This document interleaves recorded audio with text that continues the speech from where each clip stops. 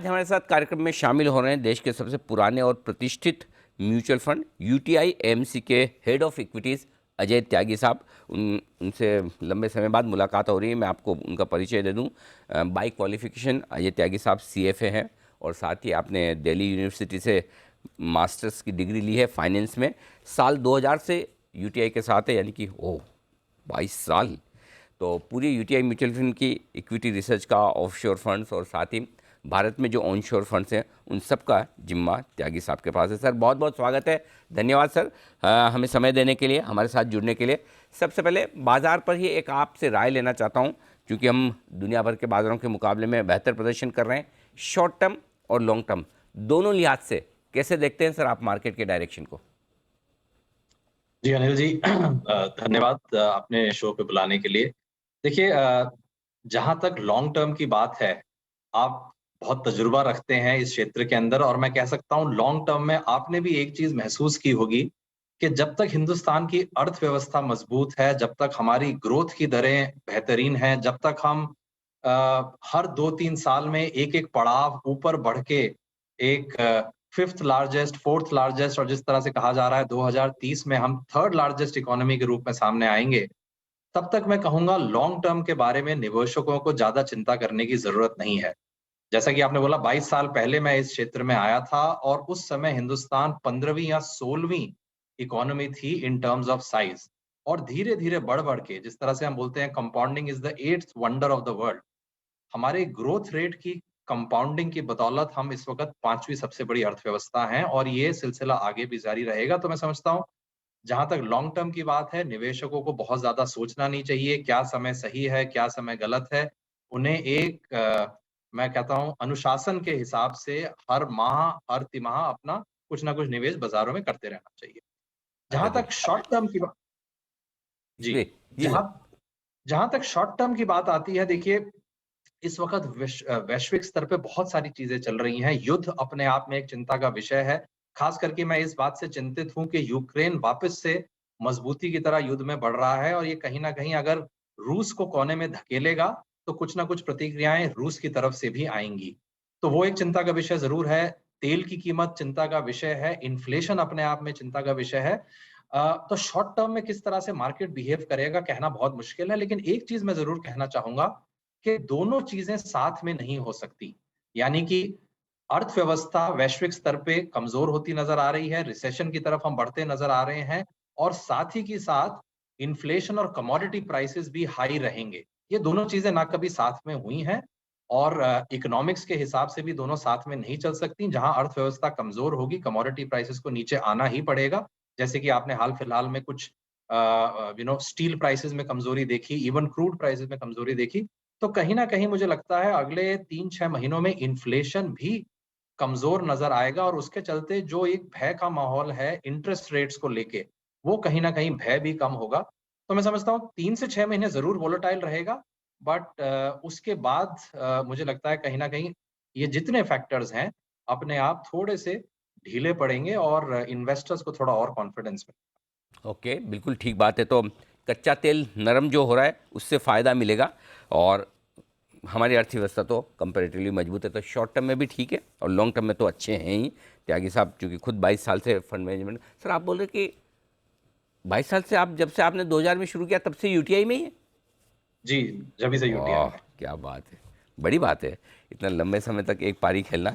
अच्छा सर ये बताएं, आपने तो उस ज़माने से आज का ज़माना आप मार्केट देख रहे हैं, वो एक ज़माना होता था जब यूटीआई जब मार्केट में उतरती थी तो यूटीआई डिसाइड करती थी मार्केट का क्या होगा। उसके बाद एफआईज आने लगे। अब एफआईज की बिकवाली से भी हमें फ़र्क नहीं पड़ता।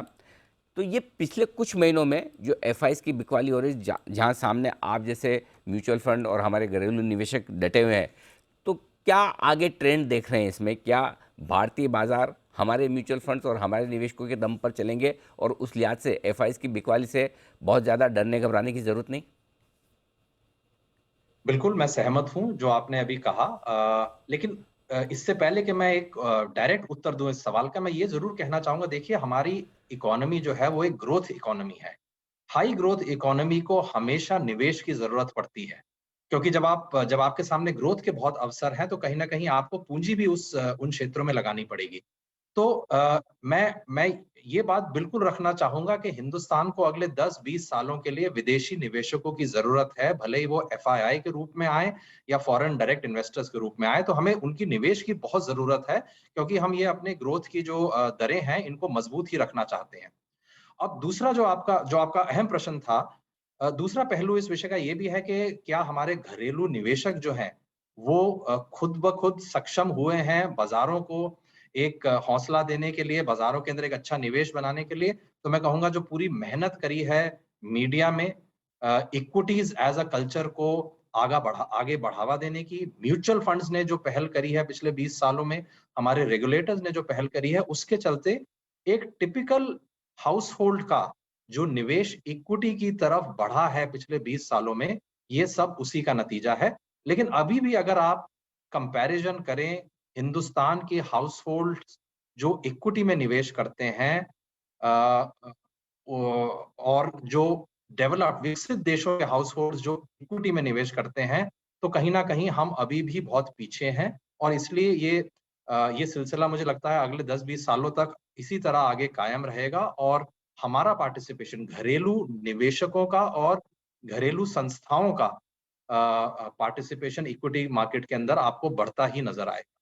परफेक्ट। तो पार्टिसिपेशन बढ़ेगा, पैसा बढ़ेगा, रिटेल की भागीदारी बढ़ेगी और ऐसे में इकोनॉमी और लिक्विडिटी दोनों ही चीज़ हमारे पक्ष में है।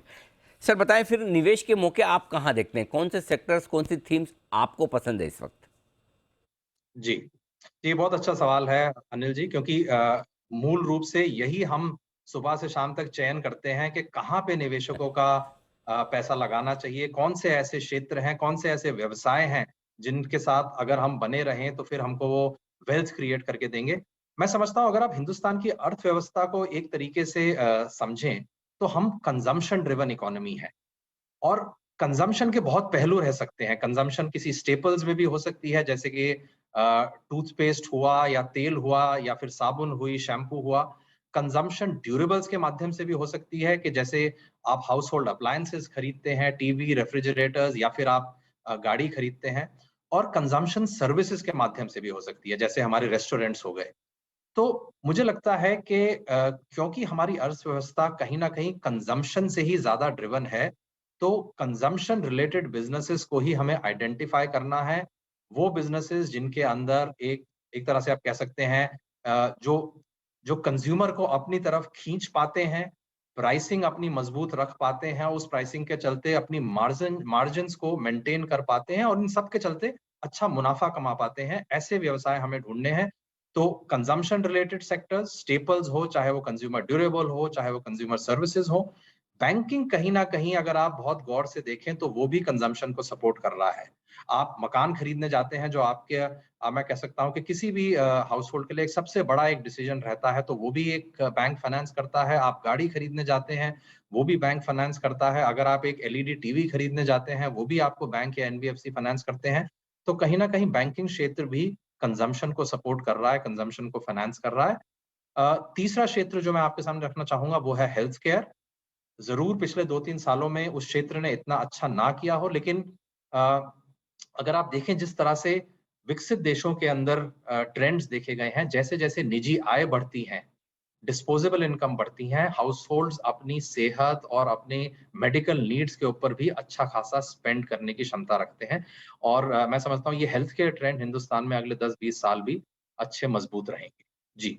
तो एफएमसीजी, ऑटो, हेल्थ केयर ये सारे के सारे सेक्टर्स ऐसे हैं जो कंजम्पशन से जुड़े हैं और ये रहेंगे मजबूत। कुछ ऐसे सेक्टर्स हैं जहाँ से दूर रहना चाहिए सर? अनिल जी, देखिए अगर आपने सवाल मेरे से पूछा है तो मैं तो ये कहना चाहूँगा कि जी, कमोडिटी रिलेटेड क्षेत्र जी, हमेशा वोलेटाइल रहते हैं जी। और हमारा यही अनुभव रहा है कि जब आप इन क्षेत्रों में घुसते हैं, एंट्री के साथ-साथ उसी वक़्त बहुत ज़रूरी हो जाता है ये समझना कि आप एग्ज़िट कब करेंगे, क्योंकि इनकी जो चाल और चलन है ये बहुत ज़्यादा वोलेटाइल है। और अगर आप लंबे अवधि तक इन सेक्टर्स को पकड़ के रहेंगे या इन सेक्टर्स की कंपनीज को पकड़ के रहेंगे, तो खासी वेल्थ आप नहीं बना सकते, क्योंकि प्रॉफिटेबिलिटी इस क्षेत्र में कम रहती है। तो निवेशकों के लिए जो लंबी अवधि तक कुछ निवेश करके बने रहना चाहते हैं, हमारी हिदायत हमेशा रहेगी कमोडिटी रिलेटेड सेक्टर्स जहां प्राइसिंग पावर कम है और जो ग्लोबल ट्रेंड से प्रभावित रहते हैं, उनसे आप थोड़ा अपना ध्यान हटाएं और वो क्षेत्र जो हिंदुस्तान की ग्रोथ से प्रभावित रहेंगे हमेशा, उनके ऊपर अपना ध्यान केंद्रित करें।